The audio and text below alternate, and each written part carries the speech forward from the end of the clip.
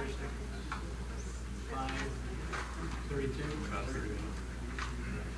Would you please stand?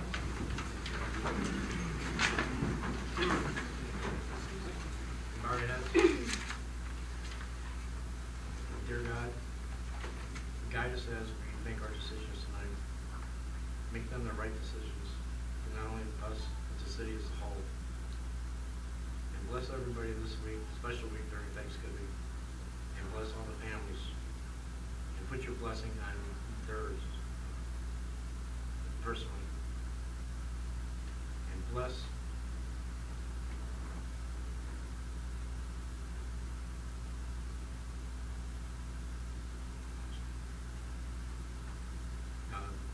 in Jesus' name, amen.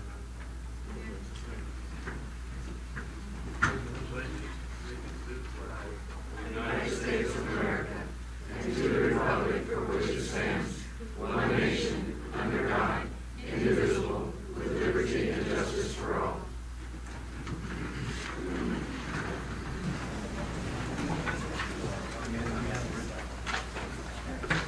We've done some special recognitions for the neighborhood Clean Sweep.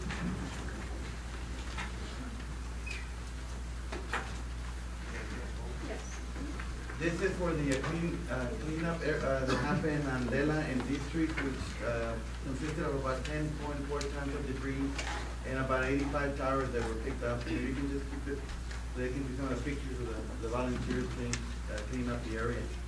And the commissioner, the mayor pro tem, has the certificate. I've got one to present to the Church of Jesus Christ of Latter-day Saints. Is anybody here that represents the church? I have another one to present to Home Depot. Anybody here from Home Depot? Come on. I understand Home Depot got a group of people together. Yes, sir. It's the certification appreciation for what you guys did for the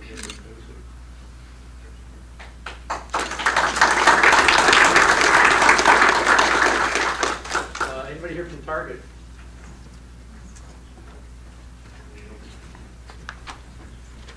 Okay, how about Cindy De La Cruz?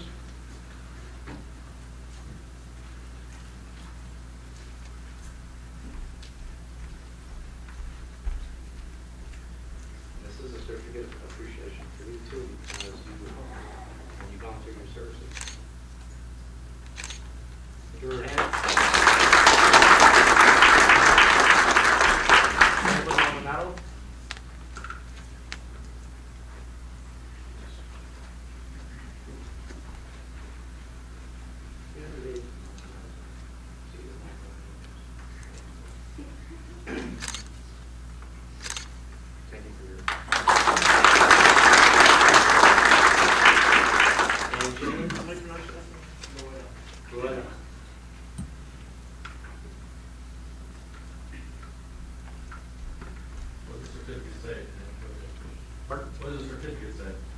In recognition and appreciation for their outstanding volunteer efforts during their participation with the Neighborhood Clean Sweep that was held on November 12, 2011.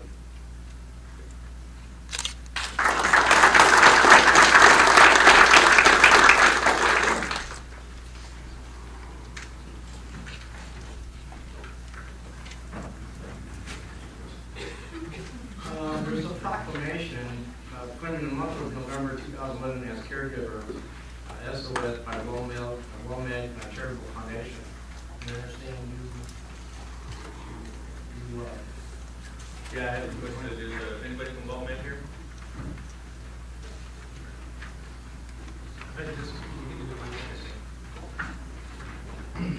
This is a proclamation of the office of the mayor. It says, whereas there are three kinds of people in our communities: caregivers, people who are going to be caregivers, and people who will be cared for by the caregivers.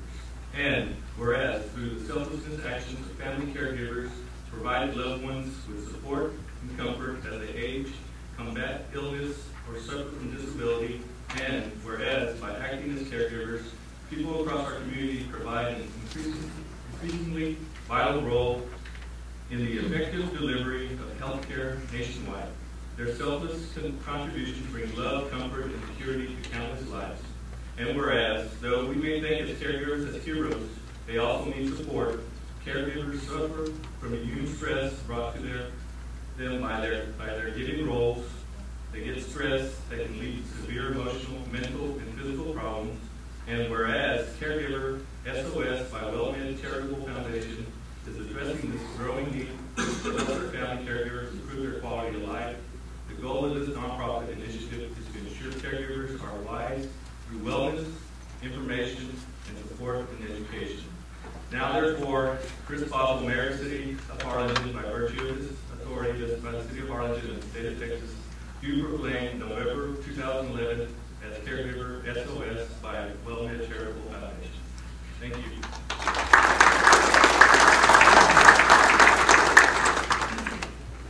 Okay, number 3, citizens communications. On behalf of Mr. Villalobos.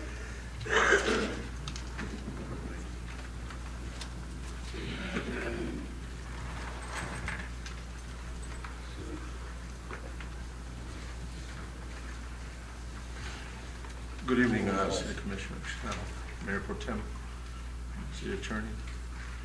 For the record, my name is Jose Rodriguez Jr. I'm a retired Harlingen police officer. I'm also a private investigator. As part of my duties sometimes are to investigate crimes. And I've got lots of experience in this field. I've got over 30 years of experience. I think Harlingen today went through a real hard time. And people have said, are you celebrating today? And I said, there is no celebration, but I would like to recognize the efforts of a very special person, which is the City Attorney, Roxanne Cotronel, who went through a real hard time during this whole ordeal. You know, a lot of people don't want to put their necks out anymore and sign off on complaints, etc. They've called this a trivial complaint. That's what it was called. And it's not trivial because we expect public servants to be held to a higher standard. Now, I want to give a little bit of what I call professional 101 advice in how to do investigations.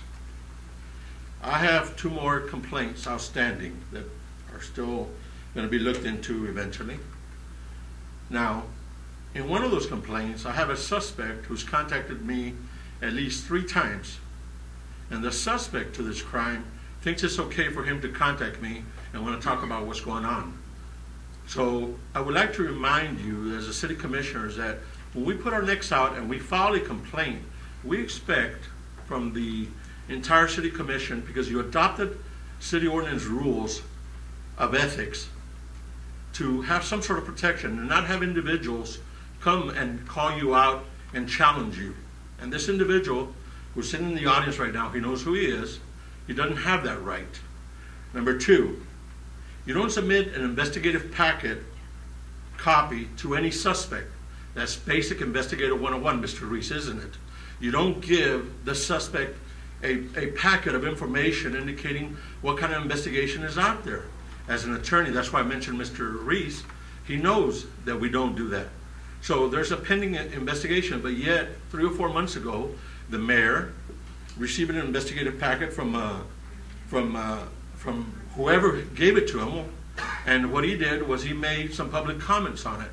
So I'm asking you that from this day forward, that if any other citizen comes forward and files any sort of ethics complaint, that you understand that it's very difficult and it's not a trivial matter. Thank you.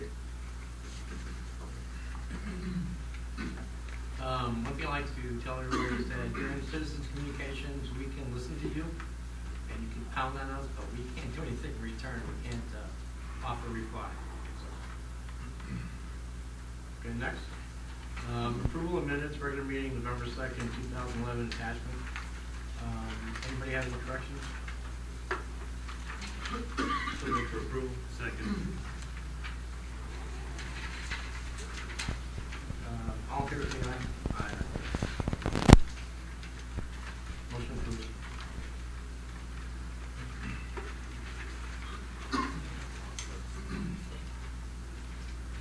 5A, B, C, D, and E. I'd like somebody to make a motion to go ahead and approve consent agenda items unless they have something other. Consent agenda. Yeah, I'll make a motion to adopt the consent agenda. I'll second. All in favor, say aye. Aye. No, sorry.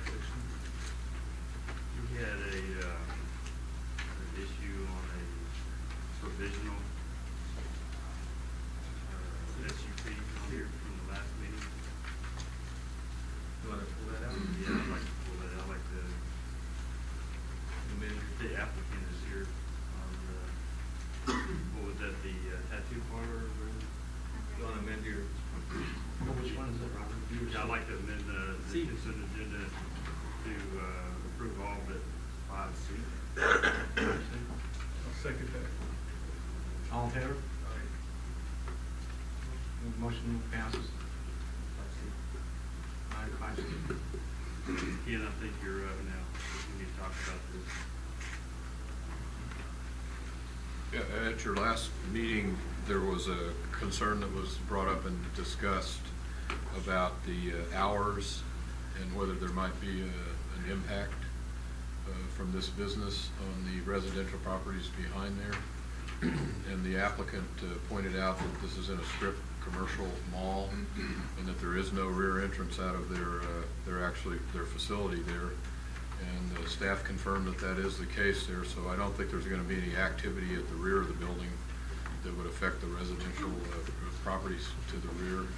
And the hours and the people that come in there in the space, which we confirmed is only a 400 square foot area, would be by appointment only. So what we recommend at this point is that rather than actually have them come back and make another payment for an application fee, that you just direct us to monitor it for a 6-month period of time.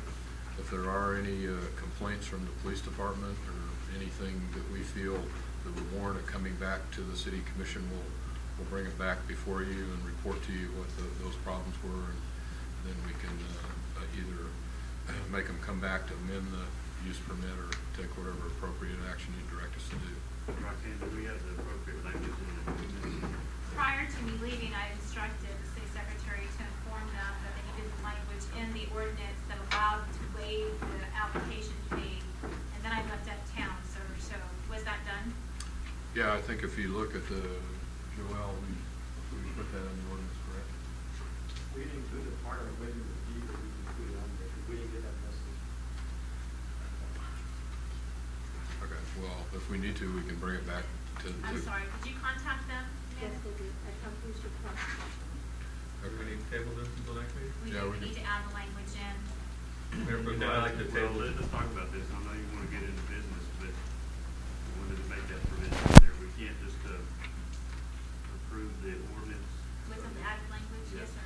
And you just have to be specific about what you want me to say. You want me to waive the fee, the reapplication Yes. fee? Monitor 6 months, but waive the any additional application fee for the SUP.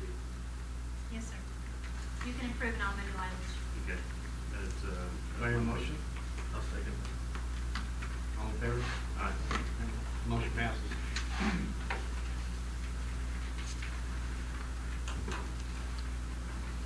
What I'd like to do is I'm going to take item number 23, and I'm going to move it up to the front. 22, sir. Pardon, and do 23.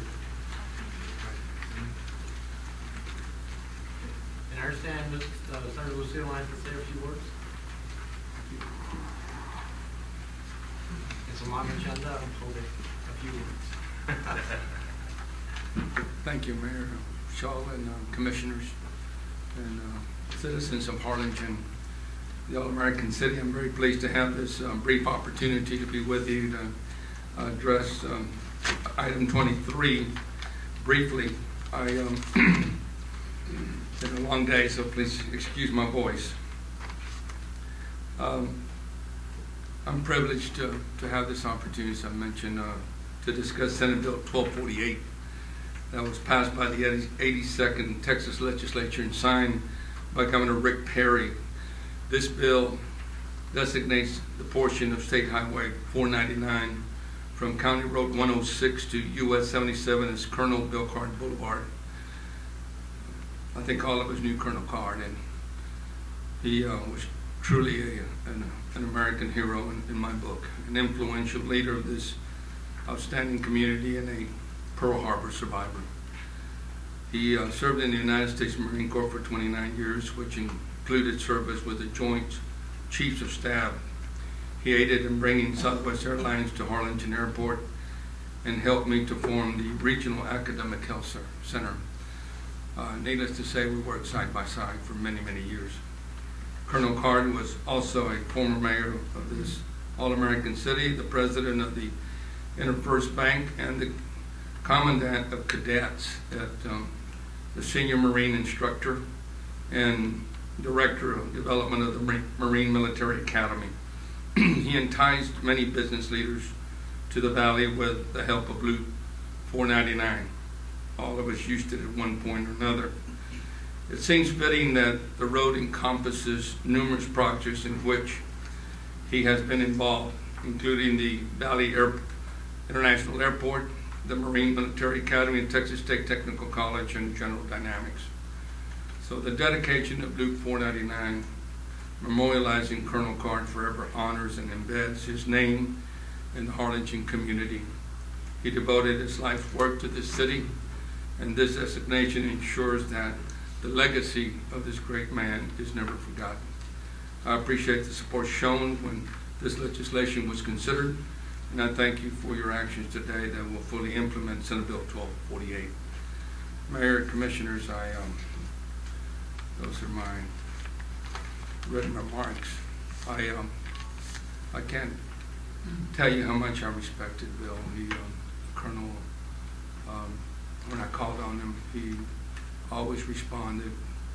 He was in Austin many, many times on behalf of this community, working during the entire legislative sessions that addressed many important issues that had a profound impact in this community. He, quite frankly, reminded me of my dad. He was my big brother, but he reminded me of my dad because he loved his country. He loved his family, and he was a God-fearing man, and he just preached Americanism and patriotism the way I like to hear it. So I just wanted to be here, and I appreciate you giving me an opportunity to get home early tonight. You have a lengthy agenda, and I want to commend the Commission for the work they do on behalf of this great community. I appreciate any support you might give in this agenda item, and seeing fit that the funding is there to address this issue. Thank you so Mayor much. Pro Tem, I'd like to concur with the Honorable State Senator Lucio, and I'd like to make a motion that we take action to authorize the city manager to execute an advance funding agreement with TxDOT to change the name 499 Colonel Bill Card Jesus Boulevard. Is there a second? All in favor? Aye. All right, motion passed. Thank you very kindly. Thank you, sir.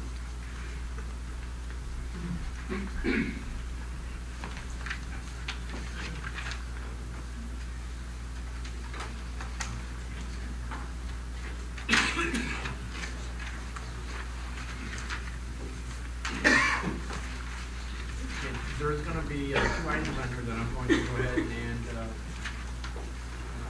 make a motion to table, because one of the, item number 8, Gerald Gunn won't be here. Could you read the agenda items? Pardon? Could you read the agenda items? Yes. Item number 8 says, consider and take action to approve an amendment to the ordinance, chapter 51, to establish a rate for the use of reclaimed water effluent and a rate for reclaimed water. Return to the waterworks meeting or exceeding the definition of reclaimed water attachment. And what we need to do is table that one and one at a time. Pardon? One at a time. Okay. So do I hear a motion to go ahead and table that meeting? What's the reasoning for the table? Darrell Gunn wanted to be here any time. Okay. So moved. Table, item 8. Second. All in favor? Aye. Motion carries. The other one is item number 18, consider and discuss, take action to authorize the city manager to withdraw. Authorize the city manager to withdraw all eligible city employees that were hired on or after October 1st, 2007 from the city of Harlingen for a 1-8 plan with TCG advisories and enroll them in the Texas Municipal Retirement System effective January 1st, 2012. And item 2, approve an ordinance on first reading to participate in the Texas Municipal Retirement System and the supplemental death benefits funds by the city of Harlingen, Texas, and to make current services and prior service contributions to the city's account and the municipal accumulation fund of the Texas Municipal Retirement System at the actuarially determined rate of total employee compensation. Mayor Pro Tem, I'll have to recuse myself on this item, and I think gonna fall below a norm, That's correct. That's exactly right. so. That's correct. So, do we table it, or we just? Item dice. No action. No action will return in the next commission.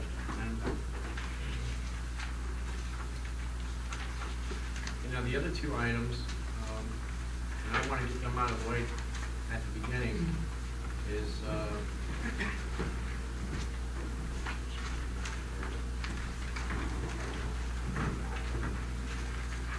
item number 22, the announcement consideration of the court's ruling on whether or not Corey J. Marr retains or forfeits her Harlingen City Commissioner District 3 position upon conviction of an offense under Texas Local Government Code subsection 171.001-171.008, which pertains to conflict of interest statutes attachment. We need to go into executive session for this. Now, can I take this one and combine this with another one? Executive session on two different items? Or do we do one item and come back out? If it's related and you notify the public, it's fine. Okay, then we're gonna do item number 25. Pursuant to closed executive session, discuss the following items pursuant to chapter 551, subchapter D, VTCA Government Code, section 551.071. Consultation with the city's appointed outside legal counsel, Charles Boulette, regarding an attorney grievance complaint filed with the Texas State Bar by Corey J. Marr on November 3rd, 2011, against the Harlingen City Attorney, but not limited to whether the city should pay the city attorney's legal fees and any other costs in connection with the testimony of Marr's criminal trial and in defending the grievance complaint attachment.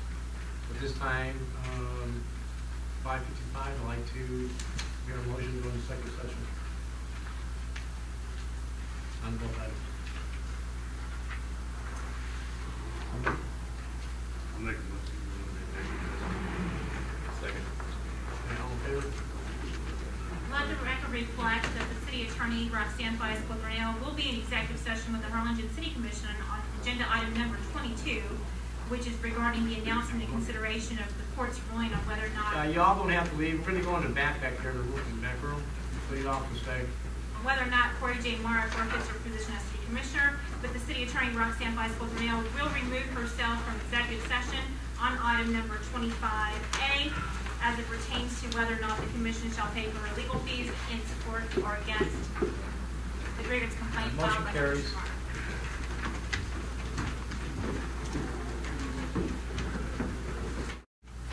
We're on to executive session at 7:54. We'll be back to the agenda.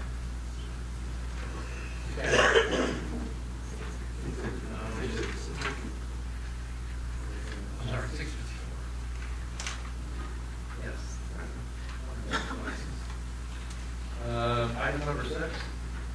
Consider and take action to approve the ordinance.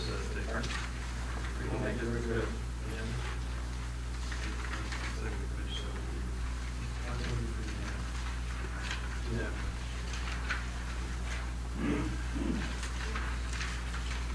Okay, we're going back to item 22, announcements and consideration.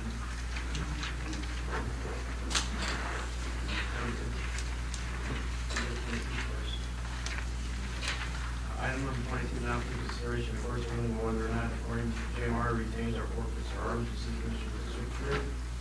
Position upon conviction of an offense under Texas Local Government Code, subsection 171.001-171.008, which pertains to conflict of interest statutes attachment. At this point in time, I'd like to ask Mr. Roulette to come up and brief us on findings.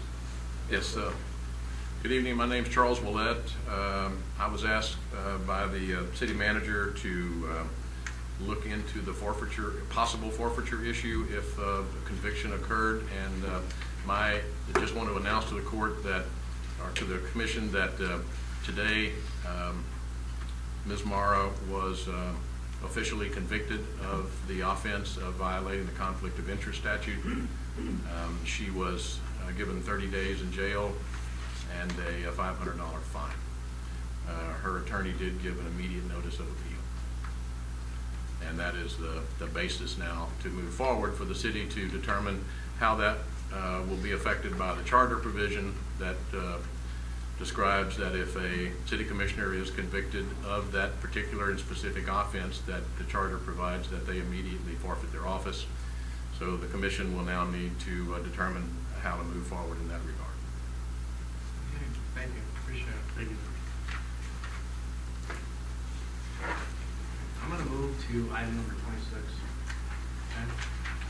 Consider and take action to authorize the defense and payment of any legal and all costs associated with, number one, defending the city attorney in the Texas State Bar grievance complaint filed by Corey Mark against the city attorney on November 3rd, 2001, 2 days before the city attorney's witness trial testimony. And number two, protecting and advising the city attorney under witness testimony in criminal trial, Corey Mark, conflict of interest, criminal offenses. Open for discussion. Charlie?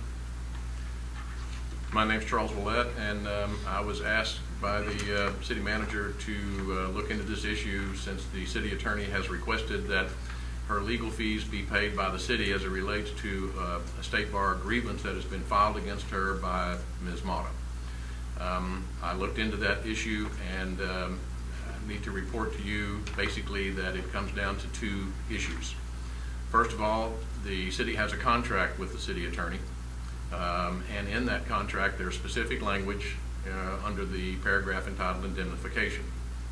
And it does require the city to indemnify, defend, and represent her in particular matters involving things like torts and professional liability and other matters, but it says any other legal action. A grievance could certainly be considered a legal action because even though it starts out in the administrative level, it could end up in a courtroom, in a court of law, where one or two parties would end up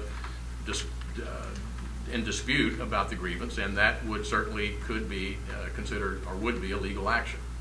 So the first issue deals with the contractual language. Certainly an argument could be made by the city attorney that if the city failed to pay her legal fees, that the city would be in breach of that provision of the contract. Number two, there are Attorney General's opinions that specifically address the issue of whether or not a city can pay the legal fees and expenses of an official or an employee involved in a civil matter.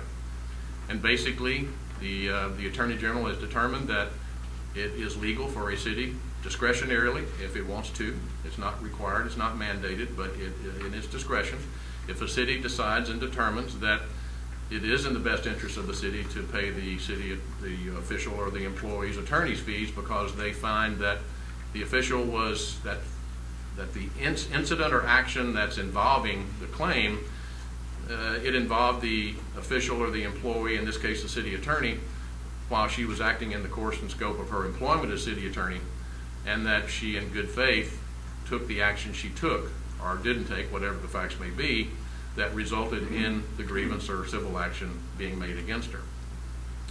From my investigation, I believe it's clear that the city attorney was acting in her role as city attorney, which is that the subject of Ms. Mata's grievance pertains to the actions or inactions that Ms. Mata is complaining about strictly in Ms. Cortaneo's role as city attorney, not as a private attorney, but only as city attorney.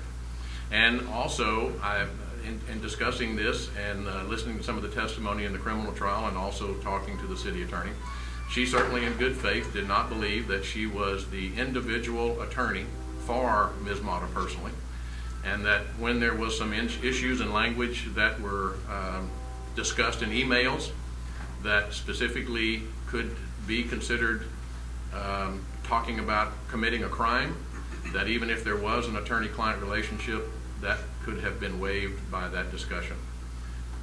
Therefore, I believe the city, if it finds and determines under the Attorney General's opinions that it believes that it's in the city's best interest to pay these legal fees to defend her grievance, it can do so. It is legal. There's nothing in the charter, there's nothing in the provisions that say you can't do it. But more importantly, there's the contract language, and I go back to that. There is the contract language that does call for indemnifying the city attorney. And a good argument could be made, plausible argument could be made that this type of grievance action would fall under that provision in the contract. So you can have one or both of those areas to fall back on to determine if you want to agree to pay her legal fees. Any discussions? Do I hear a motion to approve? I'll make a motion that we take action authorizing the payment of legal and all costs associated with defending the city attorney and the state board of review. Second? Second. All in favor? Aye. Motion passes. Just like to say something here, before we move on. Roxanne does an excellent job, city attorney. And for something like this to happen to her, in doing her job as a city attorney is pretty audacious. You know, I think it comes to us, and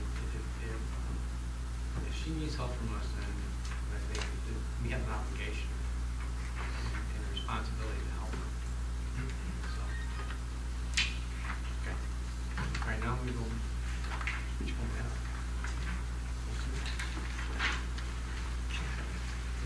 I'm playing like checkers here. Okay, item number 14. Status report on Convention Visitors Bureau Marketing and Advertising Campaign. That's you, Hope.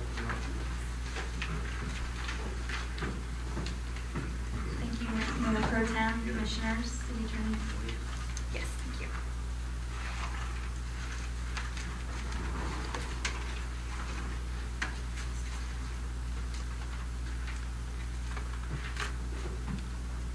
Okay, good evening.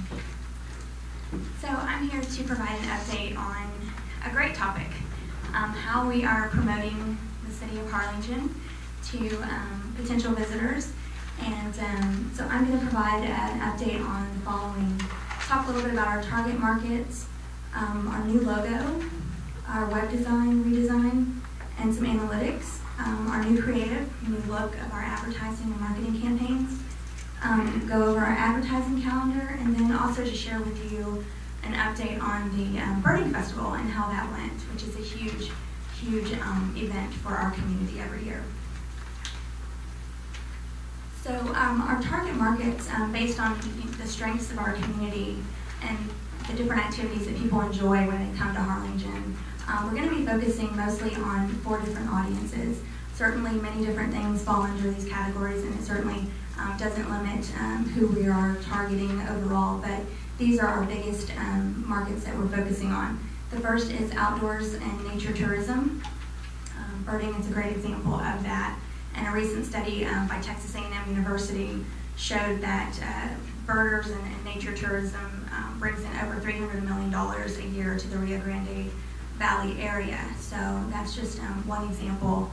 That doesn't include South Padre Island visitors. That's strictly just nature tourism.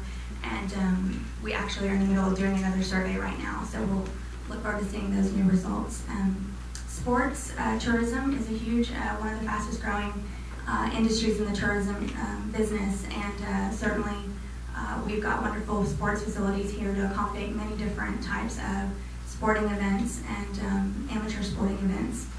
Mexico is a huge market for us. We're obviously very close. Mexicans enjoy coming over here, shopping, enjoying many different American traditions, and we certainly, with our new Bass Pro Shops opening, we want to capture and try to bring them to Harlingen and to the Rio Grande Valley area rather than them going up to San Antonio or further to other bigger cities. The last market is the retirement and winter Texan market.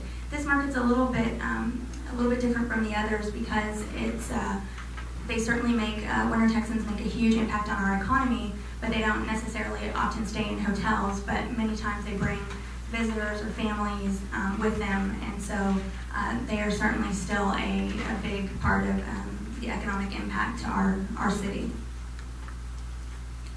Please stop me at any time if you have any questions. I'll try to make this not too long. I know I've got a lot of things on the agenda. So here is our new logo. A couple things to point out. Immediately, I think everyone can see it's very similar to the state of Texas flag. That was one of the things that I really liked about this logo was the fact that it immediately identifies that Harlingen is a city in Texas. You know, with a lot of the media surrounding Mexico and different things going on. I get questioned about where we were, and we're a Texas city. People have a lot of pride in Texas, and our brand now really, it has that strong value associated with it. It also is in line with the city's colors and the city's logo that also has a star on it, and the red and the blue colors. As you can see, I don't know if I can point to that, but this color wheel here, all of these colors are intentionally, they go well together. They complement one another. So you'll see as I move through the presentation how our brand has a unity, not only with the colors, but as you look at the different photography and the way that we've started to market and advertise Harlingen. The Outdoors 365 slogan is a slogan we'll be using going back to what do people enjoy when they come to Harlingen. Many people enjoy the great outdoors. They enjoy hunting and fishing and sports and many different activities that you can do outdoors. So we'll be using that slogan here and there when we're targeting those markets.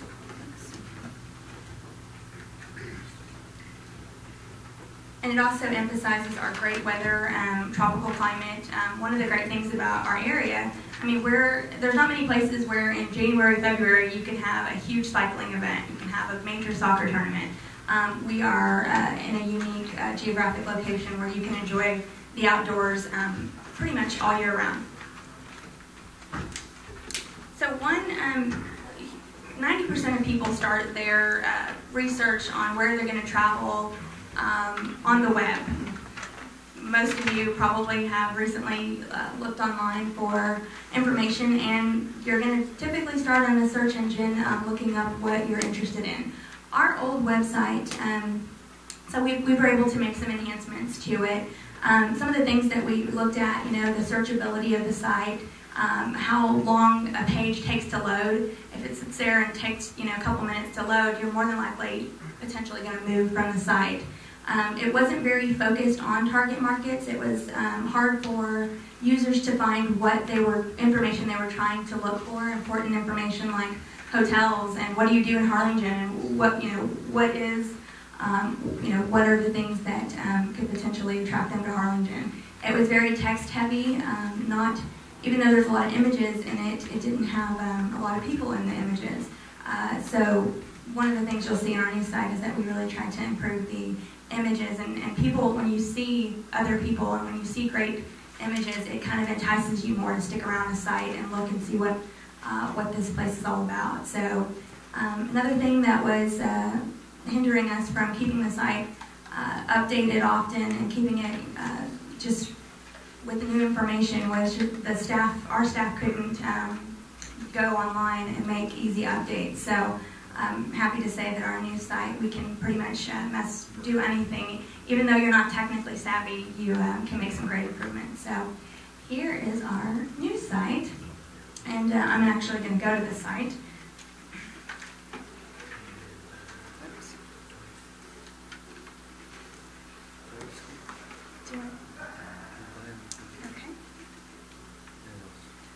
So our new website, and if you can see immediately, you've got people in the pictures. You've got these are all photo shoots that we actually did. We got people here in Harlingen to be a part of these shoots, and we took pictures of places in Harlingen. We're not using a lot of stock photography, obviously, with Bass Pro Shops. So we have them as one of the featured outdoor destination shopping areas and birding destination. Immediately when you come here, you already just kind of want to keep looking, in my opinion. We've got the beautiful palm trees behind you. That is a huge symbol of Harlingen, and I know every time I go up north and I'm coming back down here, as soon as I hit the palm trees, I know I'm home. So we wanted to incorporate what is Harlingen. As you can see here, you immediately, things that you would want to look for when you go to a site, things to do, places to stay, outdoors. We make it easy for people to actually navigate the site, and this is a really neat feature that I'm excited about. We actually can feature events right here, and you can, as a visitor, you scroll through and you can find out what are the upcoming events, what's going on in this community, and just really a cool new feature. And before, it was very difficult to navigate and find out what there was to do in Harlingen. And you're able to go through and pick what month. So if someone's thinking about coming in April or May, they can look and see what's going on in those months. You can filter. It's a much better user experience for everyone. Some of the other things, we've got a featured map here where, we're actually still working on this, but it'll have icons of shopping and sports and retail, and as somebody is going, wants to click on those different icons, it'll immediately populate with a bunch of different locations for what they're looking to do. Motel hotels? Yes, sir. Places to stay is right there, and you click on it. And before, on the other page that I showed in the presentation, all we had was logos for hotels. This actually gives you all of the listings of the hotels. You can, as a visitor, you can sort, so you can look at RV parks, you can look at a bed and breakfast. You can also just go, and if you want a specific brand of property, you can go in and put it there as well. So we've really organized it and made it such a much friendlier and user experience, and I'll go over some of the analytics that show that it's working. So one area that I want to just point out really quickly, one of the things about the other site was we were pretty low on content. So in the last site on the downtown Harlingen, it had about 2 or 3 sentences that talked about downtown. Now we have an entire page and section that's all dedicated to downtown Harlingen, because there's a lot more to say than just a couple of sentences. So obviously you can see I get really excited. I encourage you guys to go out and just take a peek at it and see. And you can see we've got images, different stores and different retail locations have provided us imagery, and we're still looking to build that, but it definitely is a huge advancement. Market days, the pictures here. On all the different pages, we try to incorporate real photographs with real people, and kind of stick away from just stock photography.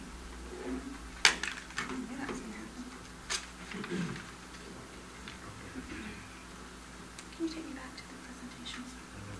Oh, there it is. Okay.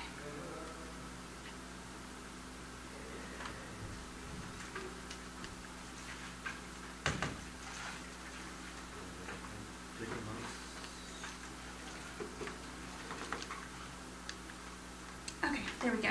So just to go over some of the analytics, one huge indicator that things are looking good. Our site just launched October 1st.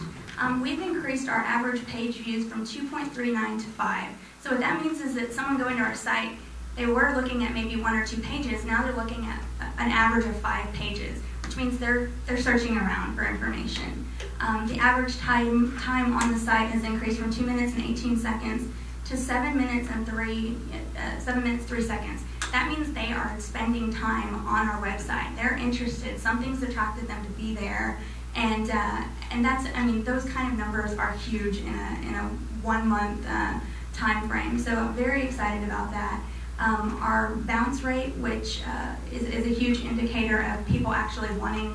If someone went into your site, the page they got to was a place they wanted to be. So an average of 54% to down to 46% is a huge increase. So it's a huge decrease, but it's a great thing for the site. Some of the top content pages have been Bass Pro Shops, things to do and attractions, and calendar of events. And some of the top cities that are outside the Rio Grande Valley are Houston, Dallas, Austin, and San Antonio. So we're able to look at information on where people are, demographics and geographic information on where people are coming from. So, okay, so that's the website. Now moving on to creative. Creative means what is the image that's going out? When someone sees Harlingen, what is the image they're seeing? You might know, if you see San Antonio, you see the Alamo.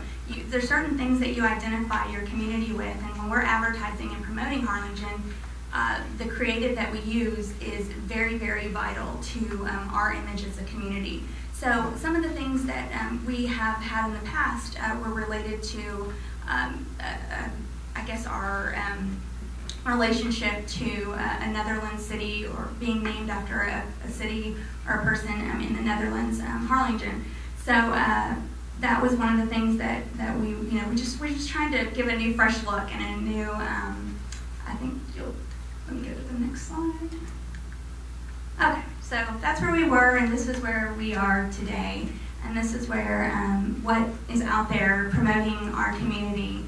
And going back to, as I talked about outdoors, it immediately, you see blue sky, you see palm trees, you see people fishing and people playing golf, you see the beautiful murals that go back to the wonderful Mexican cultural art that we have here in this community, the birds.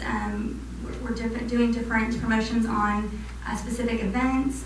Again, we're talking about, and you see Bass Pro Shops is in a lot of these pictures, but Bass Pro Shops, it might be a big part of the ad, but then we're also showing the Iwo Jima Monument. We're showing people shopping in downtown. We're showing, these are real people and real photographs of Harlingen. They're not stock photography. So Bass Pro Shops is definitely a huge attraction for us, but we're not just focusing on that. It's certainly got a huge brand identity that is associated with it, which we want to use. So,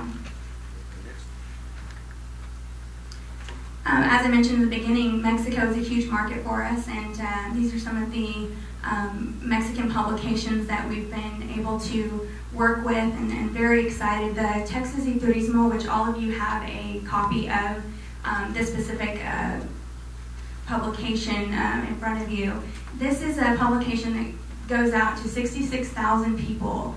It's the biggest newspaper in Monterrey, and this is a section specifically about Texas and tourism.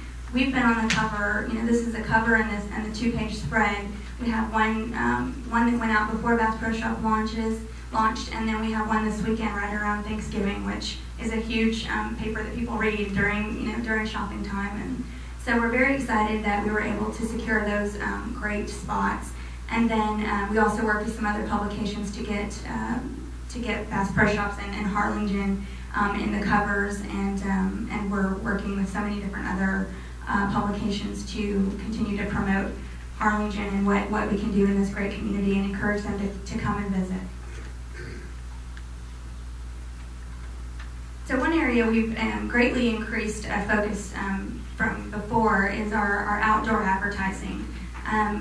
We are wanting to push traffic that might go to San Antonio. We want to make sure that we get the message out to consider coming to Harlingen, people in Corpus, people in Kingsville, certainly in the Mexican market. So we even have one here in Harlingen right near the airport. So hopefully you'll get a chance to see that, and it'll hopefully make everyone in the community just very proud about what a great community, and that there's so much you can enjoy here in Harlingen. So these are, I guess, 7 different billboards that we have. Here's just a couple more examples of great publications that Harlingen has a presence in. Texas Highway, San Antonio Magazine, Texas Outdoors.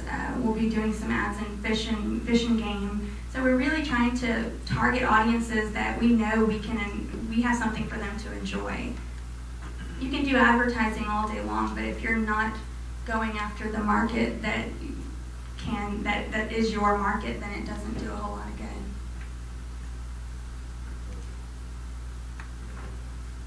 Go back. Yes, thank you. Thank you.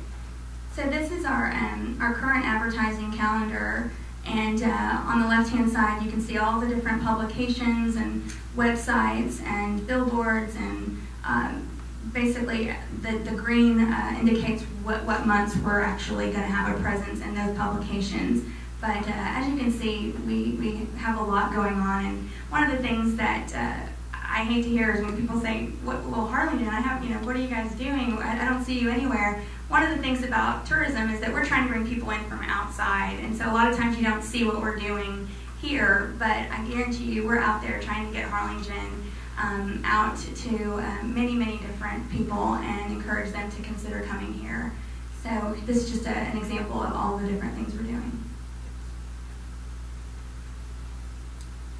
Okay, any questions on any of the advertising and marketing? Because now I'm just going to give a brief update on the Birding Festival. Just wanted to tell you guys what a wonderful, successful event the Birding Festival was.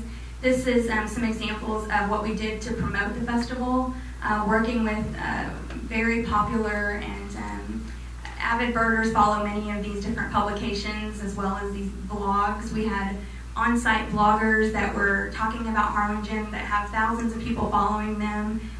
So Harlingen's name was out there in the birding world, and it was very, very exciting. We had several different journalists from different publications on site, and looking forward to seeing some different articles published about Harlingen. So we'll start to put those up on the website as soon as we get some of those in.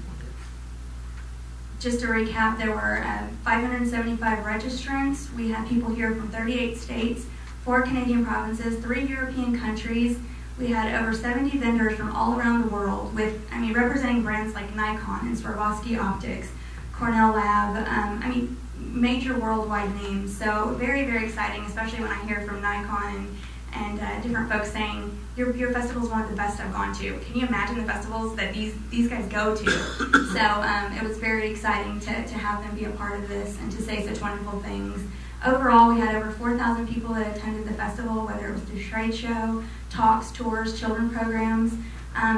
This has a huge impact on our economy. The festival is 5 days long. Most people come in before the festival. Many of them I saw after the festival, coming in and still wanting more information and wanting to find out where else they could go for birds.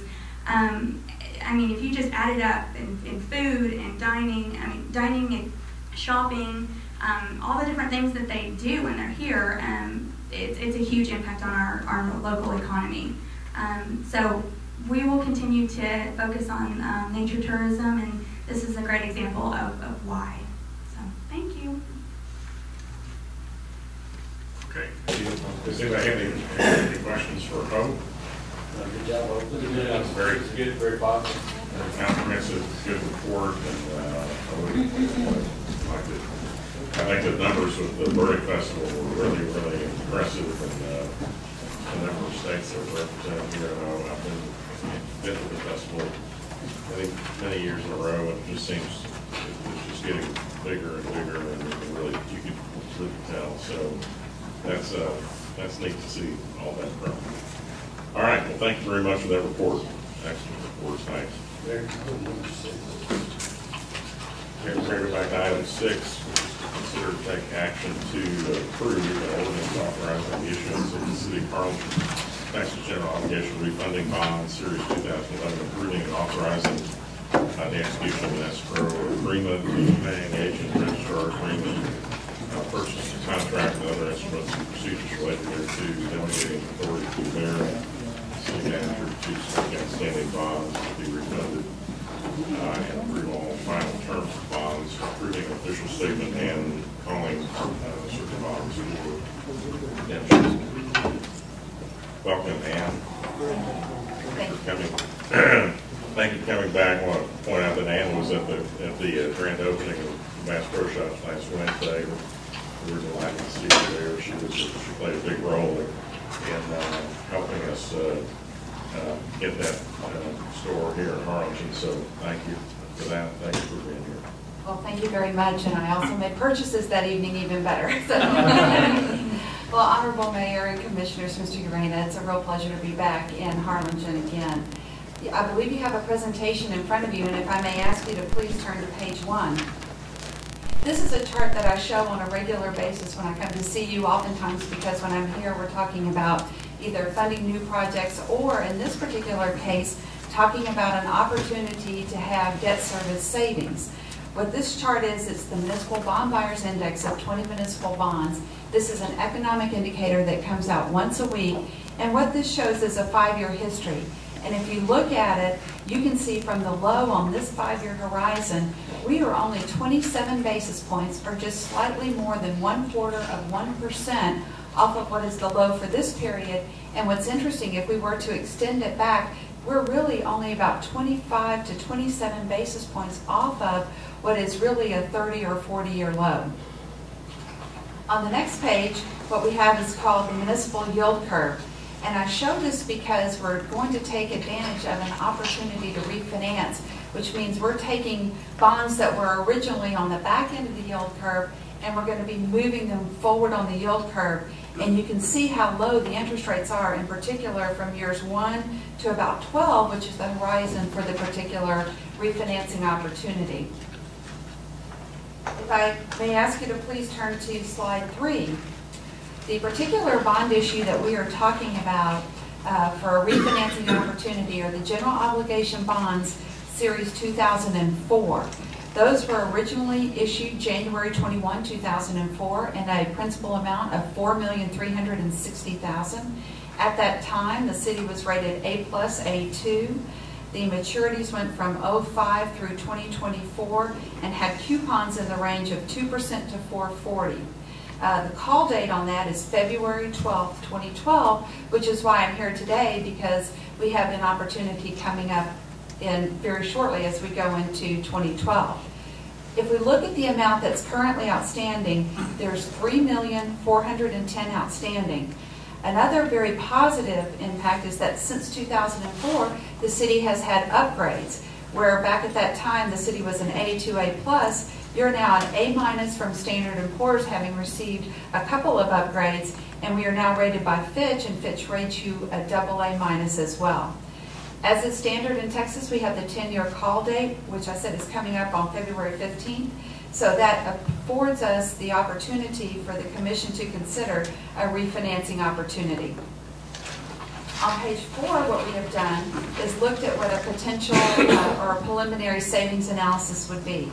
We would consider refunding approximately $3.3 million with maturities that go from 2013 to 2014, and the gross savings based on market rates as of today are about $220,929. And what that is on an annual basis, it's approximately $18,000. So if we present value that back to today's dollars, it's equal to about $182,000, which represents 5.7% present value savings. We are not extending the final maturity at all, and at least for this analysis, we have looked at level savings. On the next slide, the item that you have for your consideration this evening is actually something that we've not done before, but we are seeing more of our communities decide to do this when it comes to refinancing opportunities.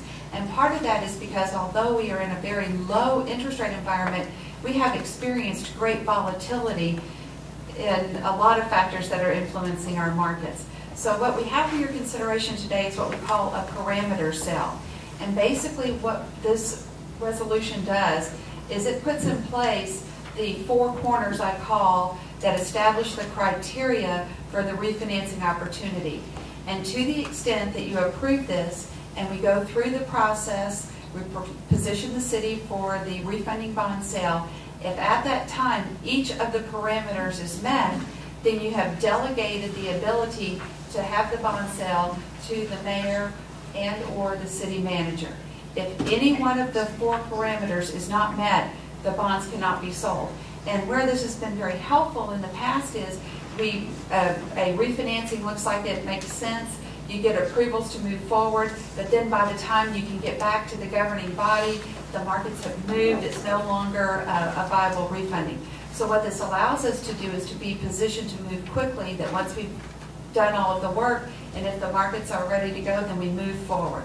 So in this particular case, the parameters would be minimum savings threshold, a maximum par amount of bonds, and a minimum price for the bonds as a percent of the par, and then the delegation. So as we go to the next slide, the actual parameters that we have for your consideration would be the delegation would be the mayor and or the city manager.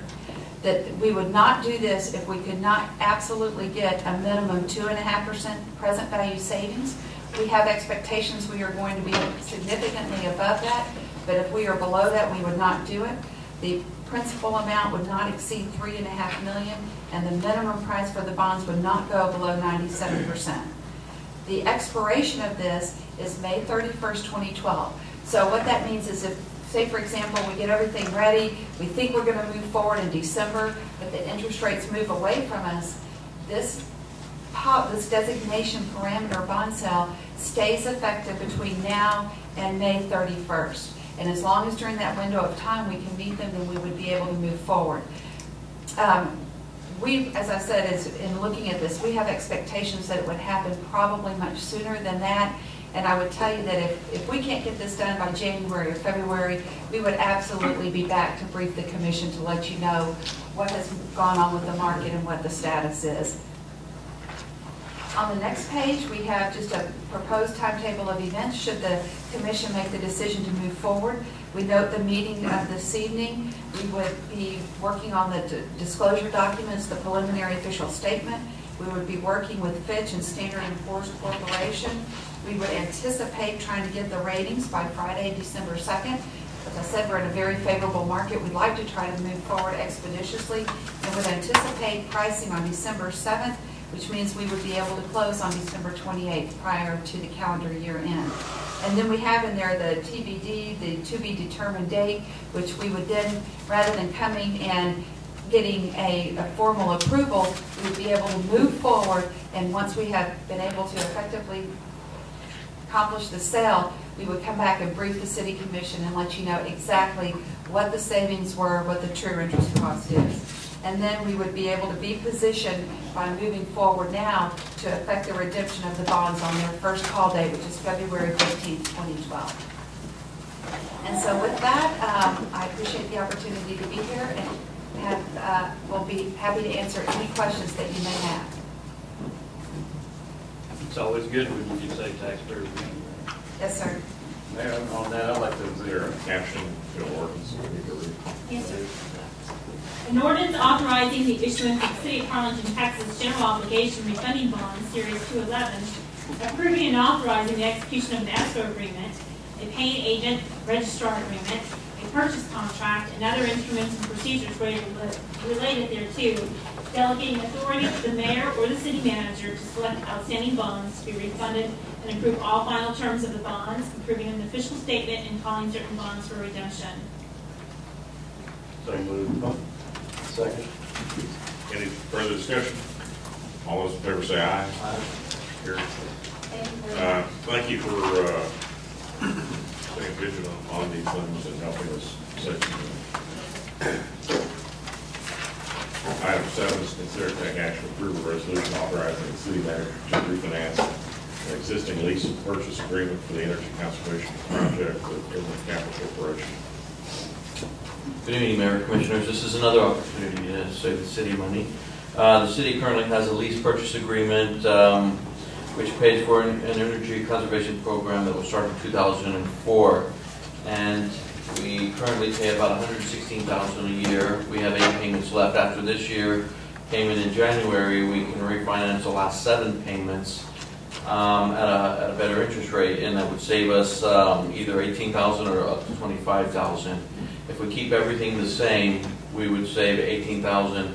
If we move, which is option 2, if we move the the annual payment up from January to October, then we would save about $900 more a year, which would be $25,124. The city can afford to move that payment up and make the annual payments at an earlier date in each fiscal year. And so keeping the same number of payments and only moving up 3 months per year, we would save $25,000. The city staff is recommending approval, which would be of option 2. Mayor, I'd like to make a motion that we take action to approve staff recommendations of option number 2 for the resolution authorizing the city manager to refinance the lease purchase agreement. Second. Any discussion? All those in favor say aye. Aye. Those opposed, like sign. All right, thank you, Earl. Motion carries. Item 8 on the table. Item 9, discussion and possible direction to amend section 1.03 pertaining to the height on the sign that is not located in 600 feet of the expressway out to Canada Express. Thank you, Mayor, City Commissioners. This is a discussion item pertaining to Panda Express Restaurant, a new business which we've recently welcomed here to Harlingen. It's already off to a successful start. When the signage was approved for this project, there was an existing pole sign there that was 80 feet high, and part of that process, they were going to put a sign on top of that pole. When it came time to do that, the engineer for their sign company inspected the pole and felt that there were some maintenance issues there and recommended that they replace the pole. The ordinance has been amended in the last few years to require pole signs, if you put in a whole new sign, to be at 50 feet. And as part of the amendments that we've been discussing with the Planning and Zoning Commission, the proposal to change, we got a request from Panda Express to change it to allow them to have that, put in a new pole at that 80-foot height limit, which the current pole is at. The ordinance wouldn't allow that. We proposed an amendment before the Planning and Zoning Commission, and they did not want to recommend to change the ordinance because they felt that if new signs that came in were going to be all above the 50-foot limit, it was going to sort of undermine the intent of the sign ordinance when it was amended a few years ago. So staff had originally recommended, and we discussed with Panda Express, the possibility of just putting a provision in the ordinance to provide for the maintenance that the engineer has recommended. One of the Planning and Zoning Commissioners actually proposed to try to put that kind of language in there. We're going to be coming forward at your December meeting with all these amendments to the ordinances that we've been talking about. So we came here tonight just to discuss this with you, to see if you wanted to give us direction to put some language in there so when we bring these amendments forward, that this kind of a situation where we have an existing pole where there's a maintenance issue and an engineer recommends that it be changed, that we would allow that to happen. So we'd like for you to discuss it. Mr. Jamie Green, who is with Panda Express, is here to just kind of explain what the situation is they got into and answer any questions that you might have. Welcome. Thank you for being here, and thank you for bringing a restaurant to Harlingen. No problem, no problem. We're very happy to be here, and thanks for giving me the opportunity to address you. Yeah, I mean, the crux of the issue is that there's an existing sign there, and when we had our engineers take a look at it and our consultant take a look at it, they couldn't get a feel for how deep the footer went, was one of the technical reasons that we couldn't, basically the pole wasn't going to be strong enough to have the size circumference sign that would look proportional, I would say. So we could only kind of guarantee that it would be safe to have a 9-foot circle on the existing pole, but it really doesn't look good at 9 feet. It's really kind of small. I kind of describe it as it looks like a pencil with an eraser on the top of it. So in order to be safe and have something that we know would be structurally sound, there'd be some work to be done, and we'd probably need a new pole. So that's Well, I guess the problem is the height, right? If they use the existing pole, they can maintain the height outside of the 500 feet or 600 feet from the expressway. That's correct. So if you change the pole out, you're not grandfathered at that height anymore. Correct. And then P&Z is recommending that we modify the ordinance to make an accommodation. Well, the majority of the P&Z did not want to modify the ordinance that would take away the regulating the height at 50 feet. So they didn't make a recommendation on that.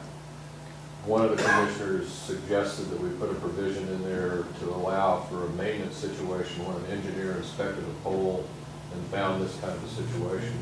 Staff feels that if we put language in there like that where we had a recommendation from an engineer, then we're not going to destroy the integrity, because if somebody comes in and they want to put in a new pole, they're still going to remain at 50 feet. But it's not likely we're going to run into a lot of situations like this. Because there's not that many grandfathered signs at that height already, right? About that 600 foot. Yeah, I think the Staff's recommendation would, our staff's recommendation would accommodate what they want, correct? Yes, sir. You just want an ordinance that gives you flexibility that if there's an existing sign that meets the grandfathered requirements, that sign could be replaced in its totality so that you can accommodate its sign. Yeah, provided that there's an engineering report that recommends Provided that that there's be an done. engineering report. It's a safety issue also. Yeah. Yeah, so I think if that's reasonable. if that's a consensus of the commission, then we'll bring that back at your next meeting, when we're gonna come forward with all these other. Yeah, and I think you point out the fact that since there's not that many of them that are in that grandfathered classification, that you're not gonna see this occur that frequently. That's exactly true. You still have to make arrangements so something like this does happen in the future, you can take care of it. All right, so I think the way really to say that is there anyone here who has any objection with the staff proceeding along those lines and bringing back a proposed amendment to the ordinance that would Accommodate that? Anybody have any objection to that? Okay, well It's then, like the city manager, they came in, they bought an existing building, a high dollar area, tore that building down, made a new building, made a very, very nice restaurant, and we appreciate all of it what you're doing. made my wife I'm glad you like the building, and I'm glad your wife is my happy. children as well. We're anticipating another location hopefully soon, and Well, I think we can, we definitely want to make that happen. Yeah, Mr. Green indicated tonight that, as Commissioner Trevino said, that they're actually gonna explore the possibility of putting another one here in Harlingen as well. Fine with me.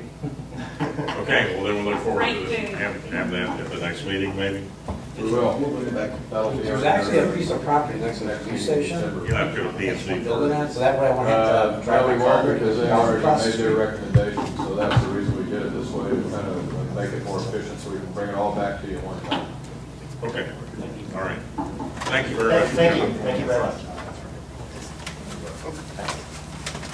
Okay, item 10 is to consider taking action to amend the Development Corporation of Harlingen 2010-11 fiscal year budget.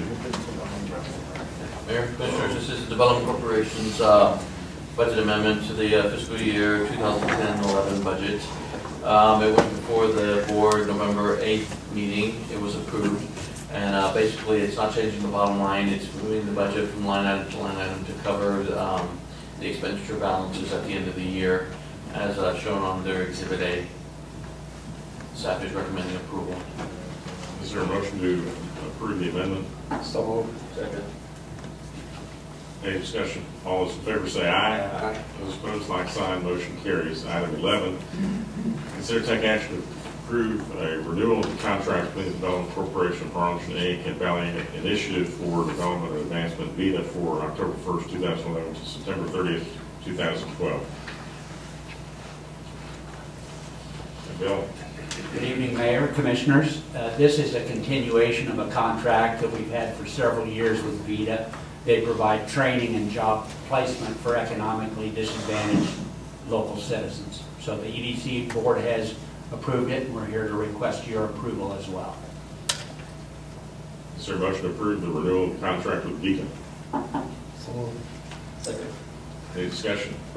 All those in favor say aye. Aye. Those opposed, like sign, motion carries. Item 12, consider to take action to approve the land lease agreement between the land lease agreement, the Development Corporation of Harlingen, Inc. and Texas State Technical College, TSTC, for the English Articulation Career Center. The initial agreement to build the articulation center called for us to have a long-term lease on the land on the site at TSTC, and we're just closing that loophole right now. There is a map that did not get put in your packet. I have copies of that for you. It's a 12,000 square foot footprint where we've approved a 40-year lease with 2 10-year options to renew, $1 a year. Okay, is there a motion to approve the land lease agreement? So moved. Any discussion? All those in favor say aye. Aye. Those opposed, like sign, motion carries. Item 13, consider to take action to approve the contract agreement between the Development Corporation of Harlingen, Inc. and PNDH for videotaping and broadcasting the monthly HEDC board meeting. You want to begin? So moved. Also moved. Second. All those in favor say aye. Aye. Opposed, like sign. Okay, we've done item 14. Go on to item 15. Consider to take action to submit a letter to the state of Tamaulipas requesting the state prioritize and construct the necessary commercial facilities on the Mexican side of Los Indios Free Trade Route. Mayor and Commissioner, is Ernest here? Ernest Silva? Basically, I can provide some information on this particular item. The city of Harlingen, as we all know, is part owner of the Los Indios Free Trade Route, along with the city of San Benito and Cameron County. This particular item would authorize staff to submit a letter to the state of Tamaulipas requesting the state government to prioritize and construct necessary commercial facilities to allow trucks to be unloaded and inspected at the bridge. And that is in order to move forward with it, the state of Tamaulipas is asking that the city submit a letter identifying the infrastructure as a priority. Upon submission of the letter, the state of Tamaulipas will consider moving up the infrastructure improvements from the year 2014 to sometime next year. This item was approved at the APC. I'd like to make a motion we approve that letter to the state of Tamaulipas. Second. In favor say aye. Aye. Opposed, like sign. Item 16 is consider to take action to approve the ordinance on first reading to amend the city of Harlingen budget for fiscal year 2011-2012. Mayor, this is the first amendment to the 2012 budget. Basically, it's carrying over encumbrances from the prior year that were budgeted and approved that were left unspent, where the project was still left open, and it's also carrying over projects that are carrying over also. The exhibits here show that show all the line items that we have carrying over, and the expenditure staff is recommending approval. Mayor, I'd like to make a motion. We have the need to read the caption, please. An ordinance amending the revenue and expenditure budget for the city of Harlingen, Texas for the fiscal year October 1, 2011 through September 30, 2012.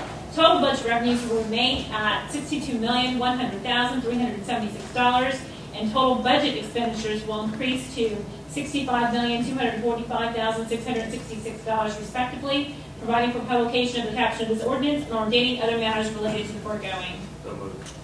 Second. All those in favor say aye. Aye.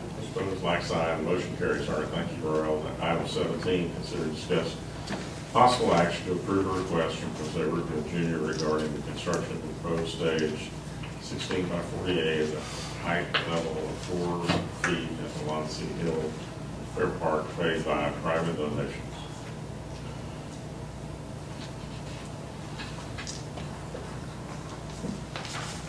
Mayor, City Commissioners, I'll be brief and short. What I'm asking for basically is through private donations, through private sponsors. I've contacted several people who, in the spirit of volunteers, and we have carpenters, welders, an engineer, etc. And I've talked to Mr. Peppershaw about this project, in which I'm trying to propose a stage for future events to be held. And what I'm looking for is I'm looking for a permanent stage. But what I need before I need a green light from you guys just to say that this proposed stage, first of all, is not going to cost the City of Harlingen any dollars. It's going to be done through private donations. I'm looking for the location across from the Boys and Girls Club. The stage in itself is for, for music festivals, for the opportunities to have vendors, to have functions out there. And I'm asking in the future that this stage, instead of spending $1,000 to rent a mobile stage, that we provide it as part of the rental or come to some sort of agreement if we put this together where we have low rent. Now also in the near future there's going to be a splash water park that's going to be open, and my goal is to, through the private sponsors, etc., is to put this stage before spring break, before the opening of the splash water park. And again, it won't cost the City of Harlingen anything except that I basically need a green light just to say that I'll come back and I'll give you a report, and I will have everything from the actual drawings to how it's going to be constructed for final approval from the City Commission. And that's my proposal to you guys. Let me ask you this: from Fair Park, you may go to maybe Grangeville Road, or I mean, how many other parks did you put one in? No, for right now, I'm proposing just a fair park to start off. Well, Joe, who's gonna own the stage? The city of Harlingen will own the stage. The city of Harlingen will own the stage. It's a portable stage. Yes. And it's like I contacted a major lumber company in town. They said, yeah, we'll be glad to listen to your proposal and put together, some sort of discount or financial incentive for, for you to buy the materials from us. I'm looking for a simple wood stage that I call wood, but in reality it's like a deck. Just a big deck that we could have performances up there. I'd like to see it before we, authorize it, see what type of stage it is, and, of course it's going to take a lot of electrical design and ADA design, whatever it's going to take out there. Right, and then is it going to be leased? The lease terms. Right, is it going to be leased the same way that our portable stages right now? That would be for the city commission to determine how we're gonna do that. But the city, from what I'm understanding, the city would own that stage. The city would outright own the stage. It would be built permanently, embedded into concrete, where it's a low stage, approximately that much. If you're looking at this from 16 feet more or less from about where the end of your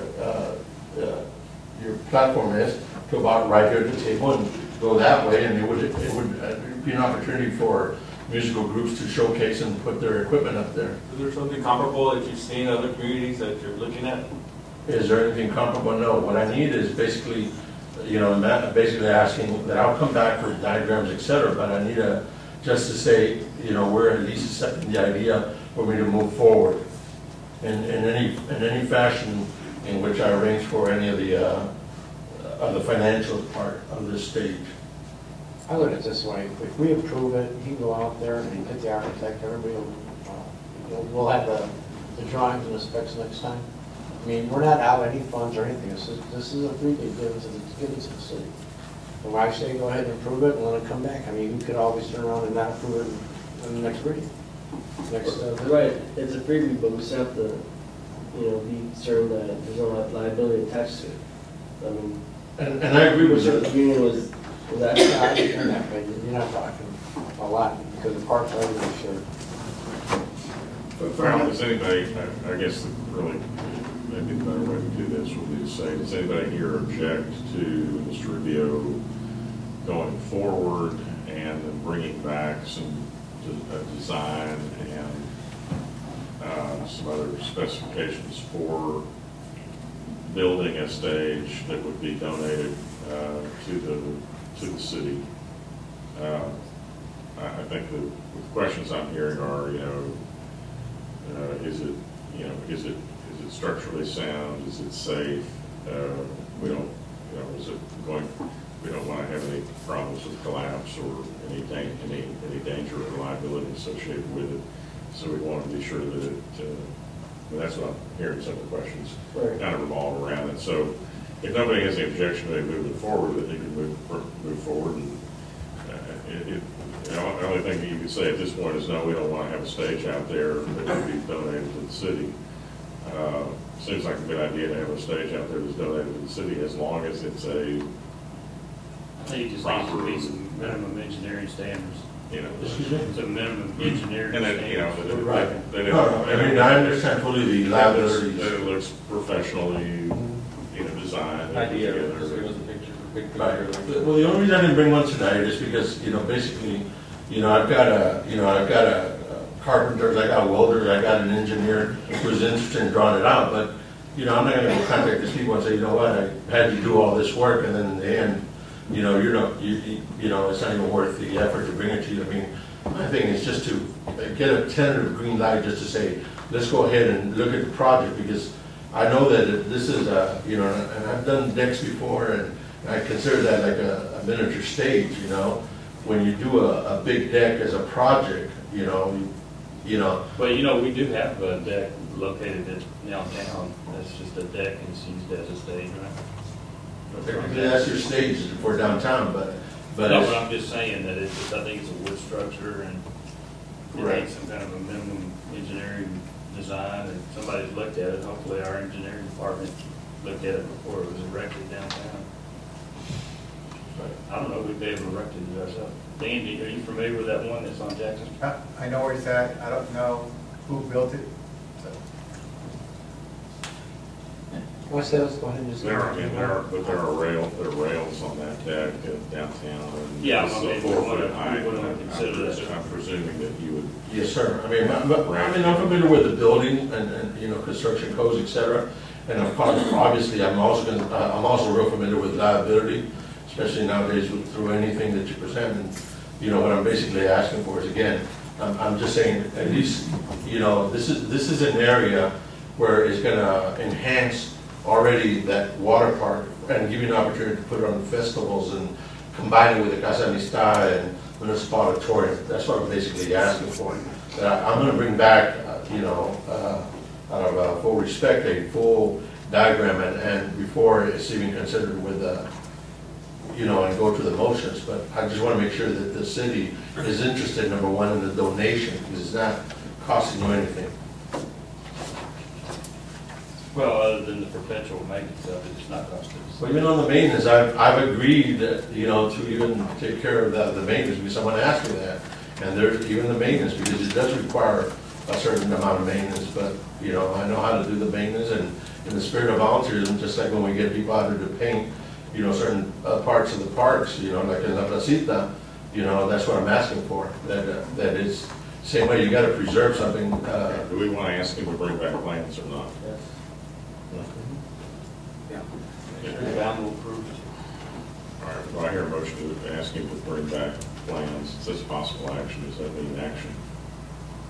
Or does that mean a request? Is this just a discussion item or is this an action item? It could be an election Possible action, that means. Possible action, okay. Is there a motion to? I'll make a motion to bring action to bring back plans? Second. All those, any discussion? All those in favor say aye. Motion carries. Thank you, Mayor. Item 19, consider taking action on the resolution. Item 18, Item 18 is tabled, right? Item 19, consider taking action on the resolution of the City of Harlingen, Texas. Making the following changes to the City General Election pursuant to the 82nd Texas Legislative Senate Bill 1 passed into law.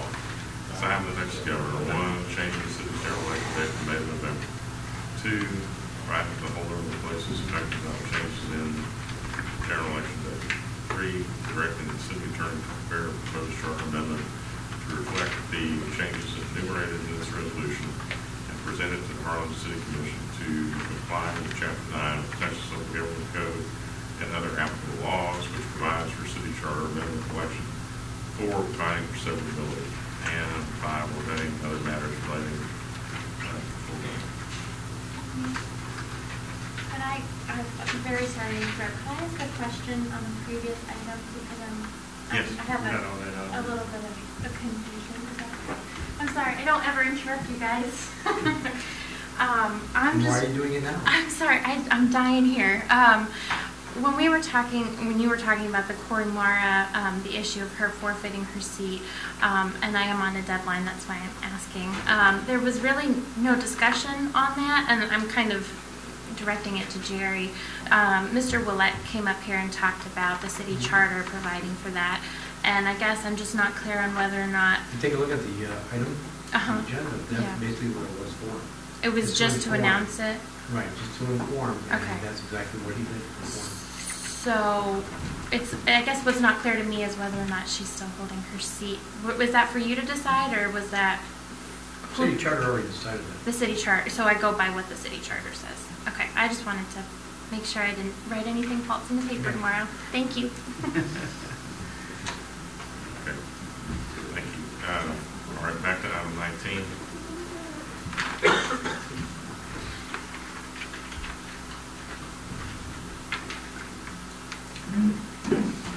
Mayor, I'd like to just make a motion that we adopt the resolution. So this would be, well, resolution would extend whose term to? All terms.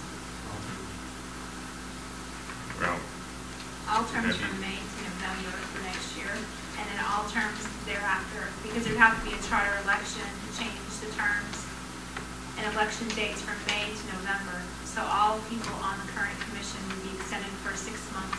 Well, I think that should be noted that the intent is to have a charter amendment to coincide with the November 2012 election, so that we could get the charter What if adoption you- of the November what if- election what if- presented to the voters in terms of a referendum. And at that point, it would only be this year's seats extended without voter approval. Anything after November of next year would be determined by the voters in the November referendum for the charter change.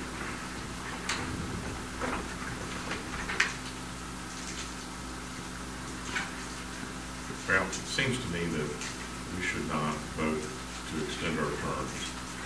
Voters voted us in for whatever they agreed to vote us in for. Terms are clearly defined, and bringing us up here to vote to extend our terms just doesn't seem right to me. It doesn't seem like we should vote. It seems like it's a conflict of interest to extend our terms.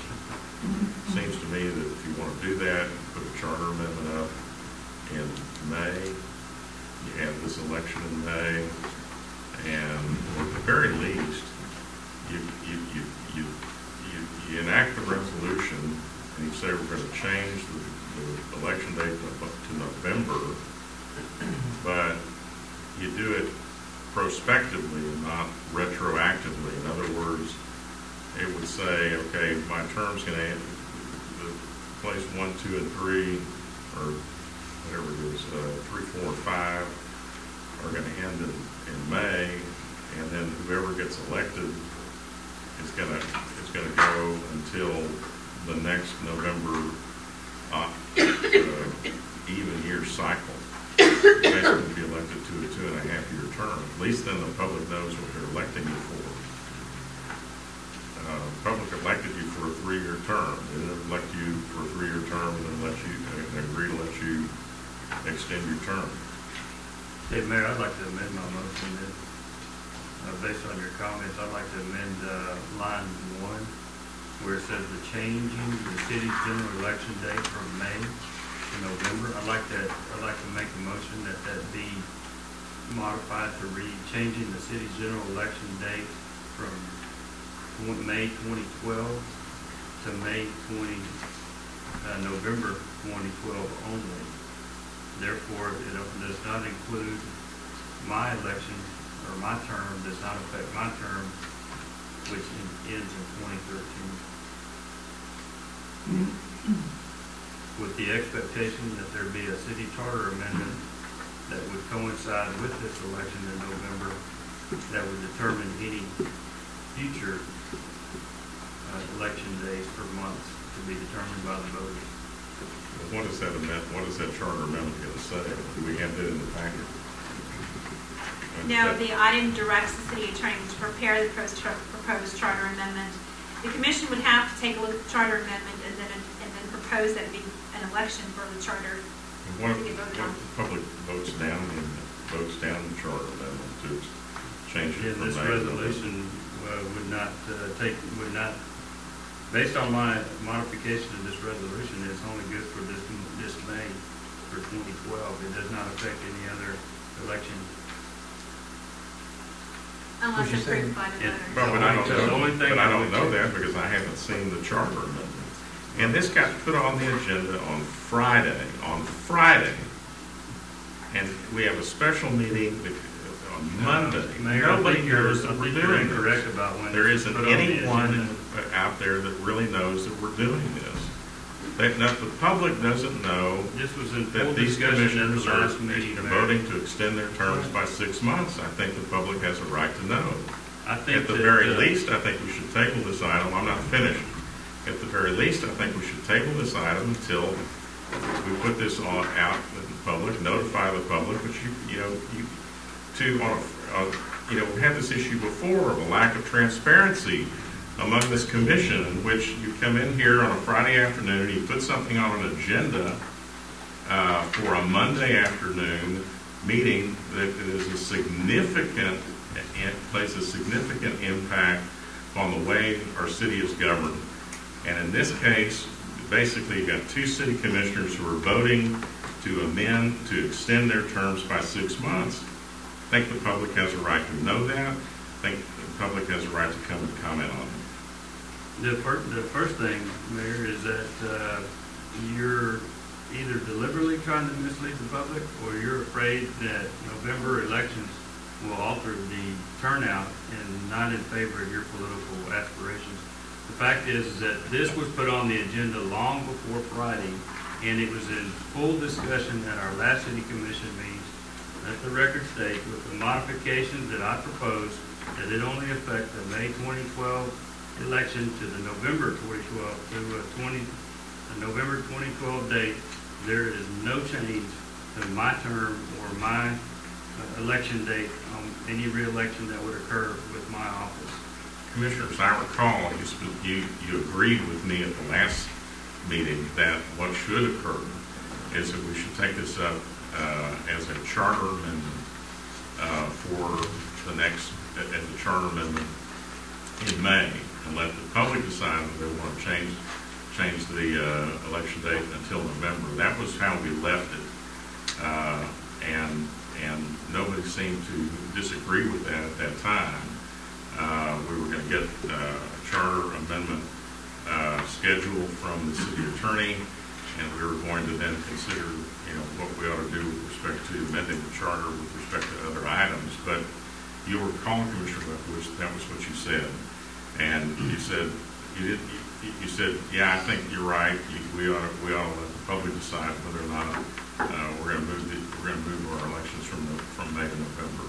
That's absolutely true, and I think after further evaluation, when we determine the expense of having a special election in May and the availability of equipment, and the further consideration, the fact that only 2 or 3 out of the 5 districts in the city would not have candidates on the ballot, I think that it best benefits the citizens that a full-up election, which would coincide with the presidential election, be considered, because when the city commission should be presenting changes to the city charter to the public.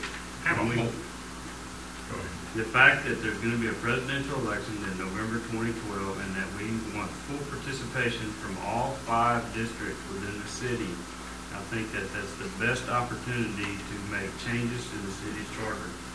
The fact is if we have a May election, you're going to have a city charter referendum that's only going to include 3 districts out of the city, and you're going to have 4 voter turnout, and you're not going to get full representation or consideration by the voters. The fact is that charter changes, as we talked about earlier, it was only consideration that we have a May election that included charter changes and a referendum to the voters, but after consideration of the importance and the significance of any charter changes and the fact that you can only change the charter once every 2 years, I think it's important that we take our time and we develop the appropriate language and appropriate referendum propositions to the voters, and I think you need more time than what we've got left between now and May to put those things on the ballot, because they have to be on the ballot at least 90 days prior to, or maybe even earlier than that, and that only leaves us 2 months to develop charter changes to be presented to the voters.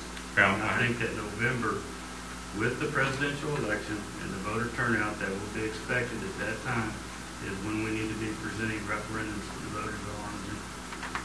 I have a whole lot less problem changing the elections from May to November than I do with city commissioners voting to unilaterally extend their terms by 6 months. And the fact is that my term is not extended by this resolution. I didn't It say only yours affects was, the 2012 Commissioner. May election. I am not up for reelection. Mayor, how until the 2013. state legislature gave us the control to do that by resolution, and you're thinking it's a conflict? They authorized you to do it. They authorized you to do it. It doesn't mean that, and actually, this is all coming from the federal government. Okay. This is a trickle down effect from legislation that the federal government enacted. And lately, I'm not sure that I've seen the federal government has made a whole lot of good decisions. I applaud the decision to allow our servicemen additional time to be able to vote and to get their ballots in. But I think this unintended consequence of the federal government acting to do that is not something that local governments want. So, be that as it may, I've made my objections both to the timing, the placing of this item on the agenda without adequate notice to the public when we discussed it before. In fact, I don't even remember there being a Valley Morning Star article about this item from the last meeting because it was kind of a non-issue. We were going to have a charter amendment, so the Valley Morning Star didn't even talk about this or report on it. Now, because you put this thing on a Friday afternoon for a Monday afternoon, nobody knows about it, and you know, you're not even letting the public come out and comment on it. So Mayor, the fact is that this was not put on Friday afternoon. The agenda request, it may have the agenda was posted on Friday. It may have been public on Friday. Yeah, but it was this is- posted on Thursday. It was posted on Thursday, It not needs a Friday. 72-hour notice. Barbara, you had a motion? I had a motion that modified the line 1 to specify the year of 2012, May 2012 and November 2012. A second. Is there any further discussion? All those in favor say aye. Item 20 is considered to take action to approve or deny a one-year contract between the City of Harlingen Aquatics team for the use of penalty pools. Good evening, Mayor and Commissioners. The Harlingen Aquatics team, or HAT, is a private swim team that's been around certainly longer than I have, approximately 50 years. And for at least the last 20 years, they have used the city-owned Pendleton pool at Pendleton Park. Now, they use that pursuant to a contract between the city and the school district that was signed back in 1991 to co-fund penalty pool. The school district uses it for their competition and their practices, and of course the city uses it for its recreational activities. That contract between the city and the school district required that the city accommodate HAT. That contract expired earlier this year, and since that time, it's been the city staff's efforts to get HAT into the same type of facility usage agreement contract that the other sports leagues have that you routinely approve. We immediately began negotiating with HAT to that end. We've come across a couple of impasses. I've included in the packet for you tonight some emails not only between HAT and its members, or its HAT and its parents group, but also between myself and HAT's executive director, trying to give you a timeline of events since we began negotiating. And so this item is before you tonight to seek a little bit of advice.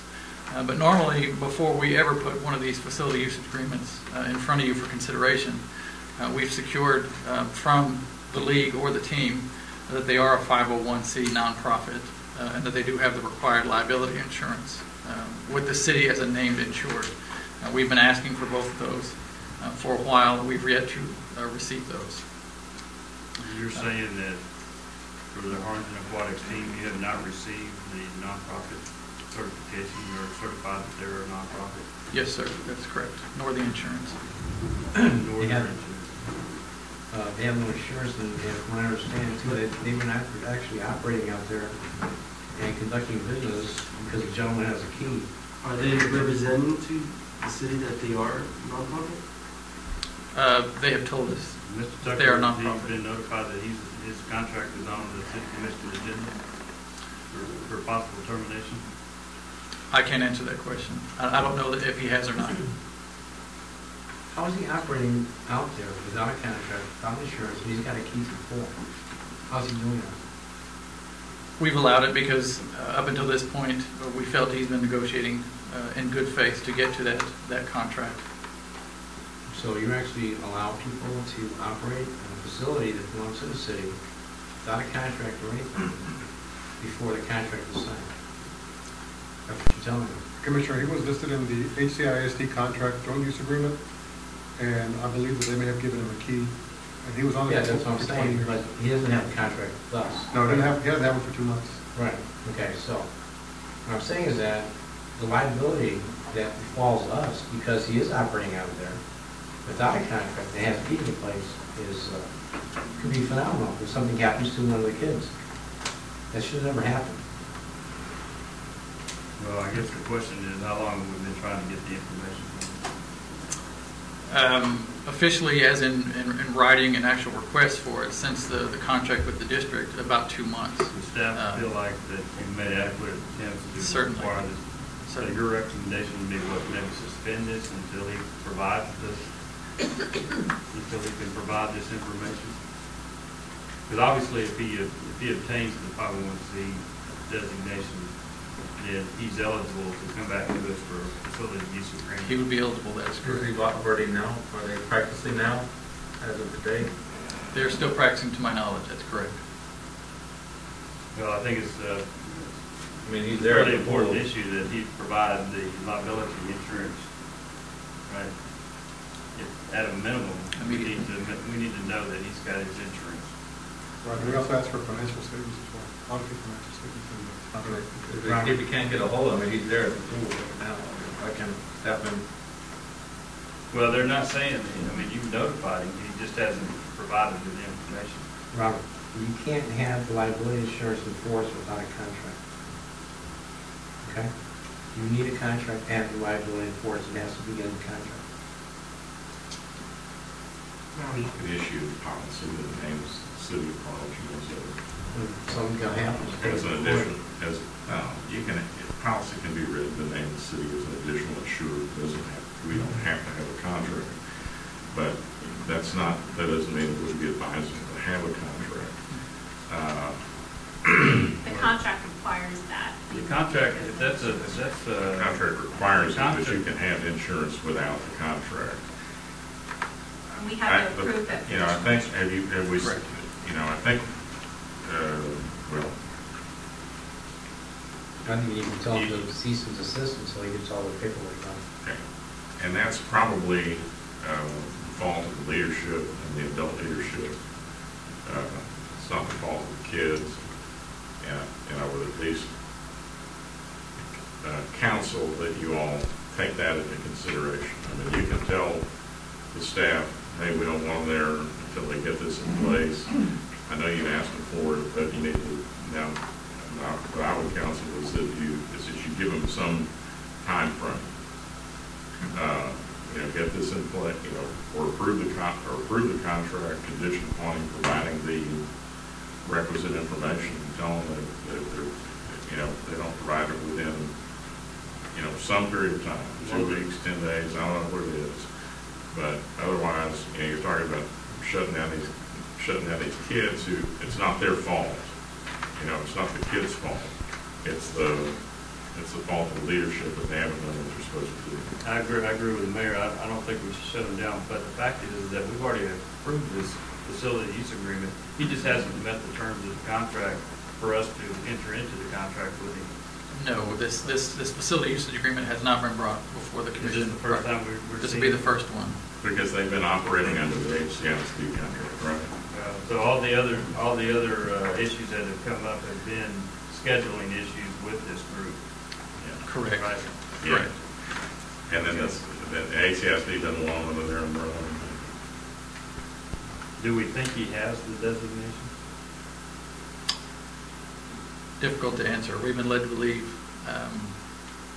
Well, for years that's the case. I'm just going to make the motion that they've got 21 days to come up with the insurance, provide the proof of insurance and the designation of nonprofit status. 21 days from today, Commissioner? 21 days from today. But, I mean, assuming that he has no status, how, is 3 weeks enough? With that status? Sure. No, you can't get a 501c3. If he's not a 501c3, he'd have to start the process. It's going to take him 6 months at a minimum. He can get the insurance. Well, let's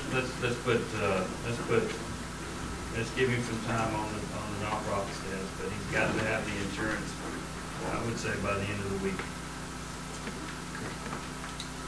11/25, we need the insurance by. So you're amending the 21 days to by 11/25 for insurance? Yes. And then Well, we'll give you. it's the holiday. All right, let's go Monday then.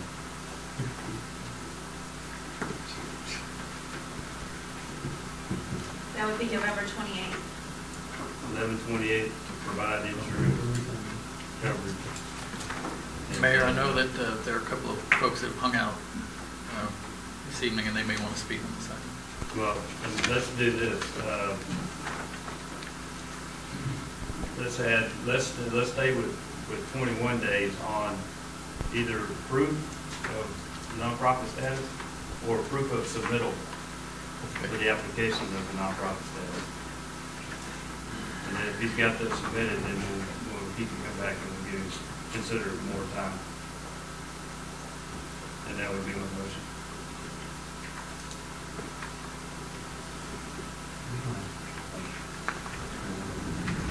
I'll second.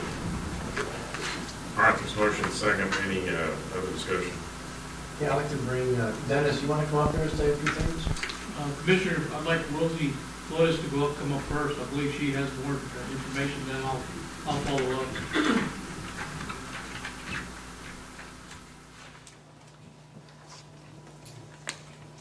Good evening. My name is Rose. I've been contracted by the city to teach water aerobics at Milton Park Pool, and I've been there for approximately 12 years now. And my only complaint on this contract thing is that he seems to be really hard to handle. Even if, like they say, well, he has a key, and even if you were to tell him you can't come back for another 21 years, there's no stopping him. He will come back. And he finds a way to get around the system, and he pushes the lifeguards around. And when he comes in there, he's in control, and no one's going to tell him what to do. It's his pool, not ours. And when I've been in discussion with him and Mr. Gonzalez in reference to working something out as to using the pool, he was so upset that that very same day that we had our aerobics class and he was doing his class, he walked by, bent over, and spit in the water where we were doing our aerobics. And I know letters were written and conversations were had about this, and nothing has ever been done. And to allow someone to work there or even be with children, that's a really bad example, I think. So regardless if he has a very good program for our children, he's not teaching them the proper things that he should be teaching them. Which would be good sportsmanship, wouldn't it? Right, I don't think so. And it wasn't anything done on accident. He completely stopped, spit into the water, and walked away as we were doing our class of aerobics. Do we offer anything that's comparable to what he does? In terms of providing lessons or at that level? In the summertime, we do the 2-month summer period. We provide something that's similar to the program that he offers? Only in the summer, not year-round like he does.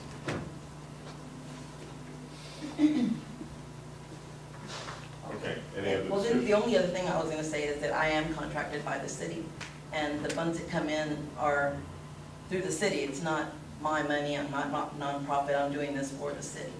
So that's the only difference, is that he does claim to be nonprofit, but has never showed any proof that he's nonprofit. So the city's getting none of this money, yet they're using the facility and the lifeguards as well, and he's not paying for any of that. That's So you're an independent contractor to through the city of Harlingen to provide the Yes, sir. services. Okay. So he's using our lifeguards and we're paying for them? Correct. He's using a taxpayer-provided facility and taxpayer-funded lifeguards But he's Correct. not he hasn't provided proof of nonprofit. That's correct. And since he does have a key, he comes and goes as he pleases. Sometimes before we even go in there, he's already been there and gone without lifeguards just because he has a key to the facility to come in when he wants. So that's my only comment, just to inform you about And he's what putting goes the on. city at risk because he hasn't given us proof of insurance. The city at risk because of his attitude and his behavior too. All right, well, is there any other discussion? All right, we have a motion and a second. All those in favor say aye. Aye. Those opposed? Nay.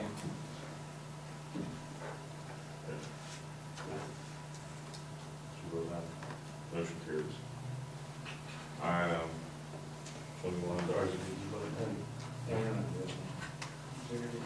Go ahead, please. Item 21, presentation and discussion on the May 2012, November 2012 election calendars and possible city charter amendment election calendar. Mayor, this is the charter calendar that you asked about a few agenda items ago. I made this really elaborate calendar that had the full year in it with all these notations of what was supposed to happen when. And the whole calendar ended up full of color that I think it would have been confusing. So I basically narrowed it down to a couple of bullet points to summarize for you what would happen if we were going to propose charter amendments. The city attorney would recommend that if we had charter amendments, the charter amendments would have to be proposed to the voters. A majority vote of the voters would have to approve the amendments for them to become effective. The charter amendment election would have to happen on a uniform election date. The two options for the election dates would either be in May or November. At the last city commission meeting, you asked, well, how much time would we have to be able to put a charter commission advisory group together to be able to make recommendations on the charter amendments? Well, in the bullet points I have for you, if we had a May 12, 2012 charter amendment election, the charter amendments need to be completed by approximately May 14, 2012.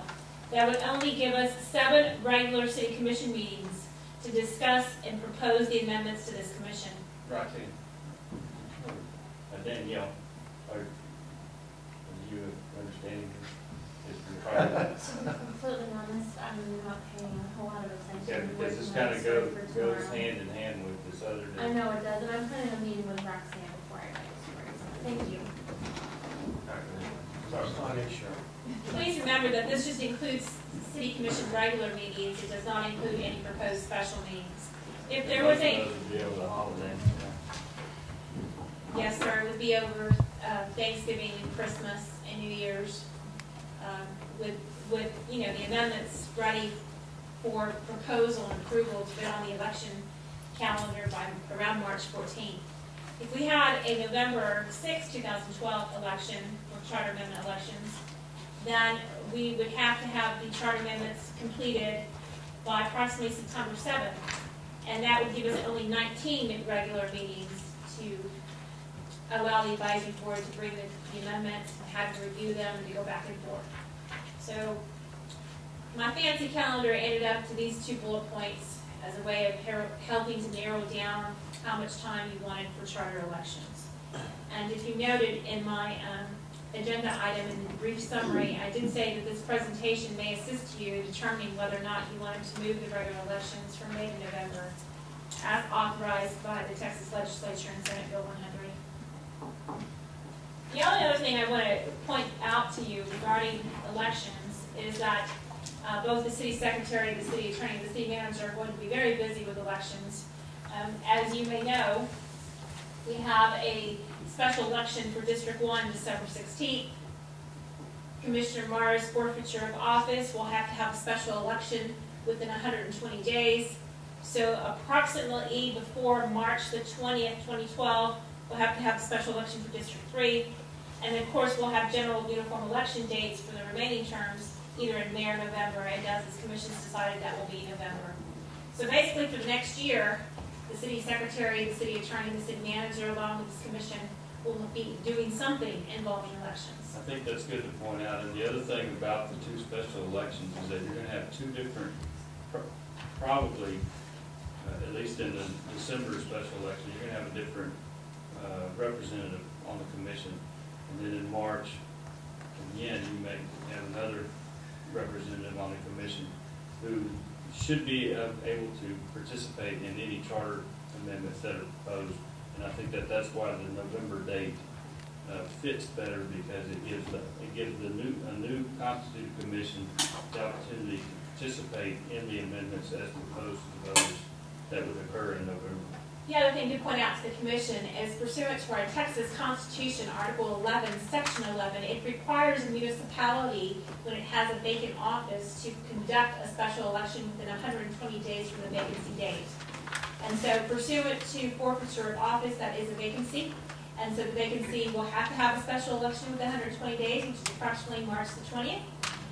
And with that said, if we had the March 20th special election and had the elections in May, then the candidates would have to turn right around into another election for May election. So that's the discretion of the governing body. I say these terms in comments not to be one-sided or the other, but to let you know what the status is and the impacts of your decisions. So to clarify that, the District 3 special election winner would have to turn around and run again in May if the general elections for 2012 continue to be held in May. That's correct, and as reassurance, that person would not have that district would not have any representation in developing any of the referendum that would be presented to the voters in terms of changing the charter, because that person would not be part of the city commission until after we had to establish the referendums for the May election. that's a rational conclusion, and I do want to reiterate that the city secretary and the city attorney did speak to the Texas Secretary of State General Counsel today, and they confirmed all advice that I've given to the general public in open session.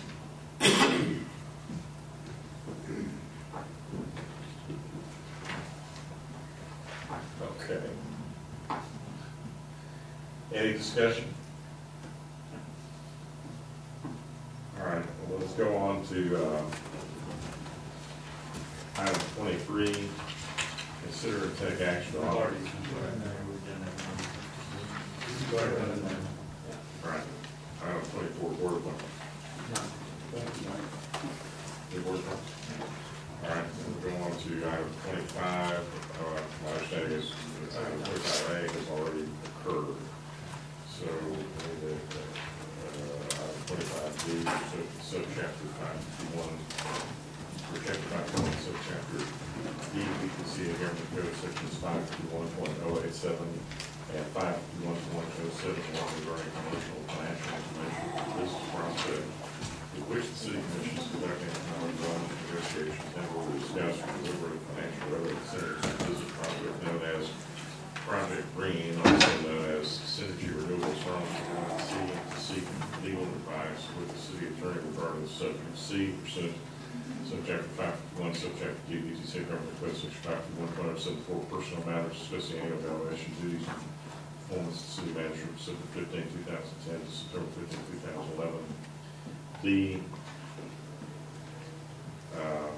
pursuant to subchapter 551, subchapter D, BTCA, Government Code section 551.071, consultation with attorneys to seek legal advice regarding the city's legal rights, duties, privileges, and obligations in collective bargaining with the Harlingen Profession Firefighters Association and National Association of Firefighters Local 3404. And E, pursuant to subchapter 551, chapter D, BTC, Government Code section 551.071, constitution of the city attorney, legal advice regarding contemplated or pending litigation matters where legal regarding the lease agreement between the city of Harlingen and Baseball Club, use of baseball stadium, also known as Harlingen Fields. A motion to go into executive session. All in favor? Aye. Ladies and gentlemen, I ask you if you're not member of the commission or necessary for the conduct of this executive session, please step outside so that we can conduct the executive session. Thank you. There will be as presented. Second. Any discussion? All those in favor say aye. Aye. Motion carries. Item 30, consider to take action to approve duly negotiated collective bargaining labor agreement with the city and the bargaining agent for all eligible employees in the Harlingen Fire Department. Is there a motion to approve the duly negotiated agreement? So moved. Second. All those in favor say aye. Aye.